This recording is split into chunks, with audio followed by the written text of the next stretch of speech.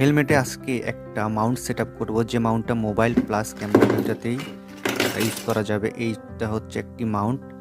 এই মাউন্টটাতে ক্যামেরা এবং মোবাইল দুইটাই সেট খুব সুন্দরভাবে করা যাবে। তো এটা হচ্ছে এমসিল আঠা। এই এমসিল আঠাটা দিয়ে আজকে হেলমেটে আমরা এই মাউন্টটা সেটআপ করব। এমসিল আঠাটা অনেক গুরুত্বপূর্ণ এই হেলমেট মাউন্টটা সেটআপ করার জন্য। এই কারণে এখানকার যে নেগেটিভ এবং পজিটিভ যে অংশটা আছে, এই দুইটা অংশকে খুব সুন্দরভাবে মিক্স করে নিতে হবে। এই মিক্সটার ওপরেই নির্ভর করবে আঠাটা কত দিন পর্যন্ত স্থায়ী হবে। আমার আগের হেলমেটে যেটা লাগানো ছিল সেটা এমসিল দিয়ে লাগানো ছিল। তো ওটা আমি কোনো এক কারণবশত হেলমেটটা হাত থেকে পড়ে যায়, পড়ে যাওয়ার পরে হেলমেট মাউন্ট ওটা ভেঙে যায়। এই কারণে আমাকে সম্পূর্ণ আঠাটাই উঠিয়ে ফেলতে হয়েছে, এবং আঠাটা উঠানোর জন্য আমাকে অনেক কষ্ট করতে হয়েছে, কারণ এই আঠাটা অনেক শক্ত একটি আঠা। তো এই শক্ত করার জন্য এটাকে খুব সুন্দরভাবে দুই হাত দিয়ে একেবারে খুব সুন্দর করে মিক্সড আপ করে নিতে হবে। এই মিক্সটার জন্যই এই আঠাটা শক্তিশালী রূপ নিবে, আর এই শক্তিশালী রূপের মাধ্যমে আমরা এই মাউন্ট এখানে সেট আপ করবো।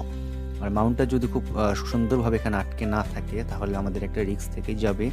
মোবাইল অথবা ক্যামেরা যেটাই আমরা এখানে সেট করি না কেন, এটা একটা ঝুঁকির মধ্যে থাকবে। এই কারণে আঠাটা খুবই গুরুত্বপূর্ণ এখানে খুব সুন্দর করে মিক্সড আপ করার জন্য।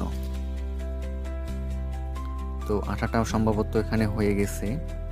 আঙ্গুল দিয়ে একটু দেখতে হবে আসলে এটা কেমন, হাত দিয়ে উঠতেছি কিনা। মোটামুটি এটা হয়ে গেছে। এখন এটা আমরা যে ক্লিপ আমাদেরকে দুইটা দিয়েছে, যে কোনো একটা চুজ করলেই হয়ে যাবে।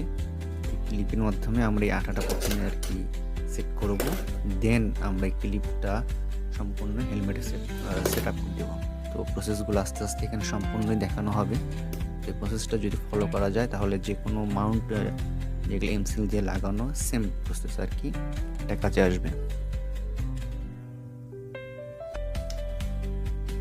এটা হয়ে গেছে। এখন এটা আমরা এখানে মাউন্টটাতে খুব সুন্দরভাবে আটকাবো, যাতে এই মাউন্টের ক্লিপটাতে খুব সুন্দর করে যাতে আটকানো থাকে, এবং চতুর্পাশে যাতে এমসিলটা খুব সুন্দর করে যাতে থাকে, এটা একটু খেয়াল রাখতে হবে, কোনো অংশ যেন বাদ না থাকে। আঠাটা যাতে এই ক্লিপটা খুব চতুর্দিকেই যেন খুব সুন্দর করে থাকে।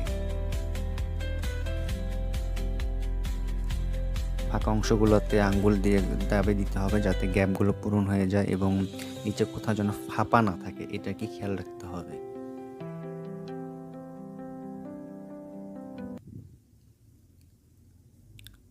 চারপাশে আঙ্গুল দিয়ে আর কি চেপে দিতে হবে, যাতে আঙ্গুলের মাধ্যমে এই আঠাটা যাতে বসে যায়, হালকা আর কি হাতে ধরে।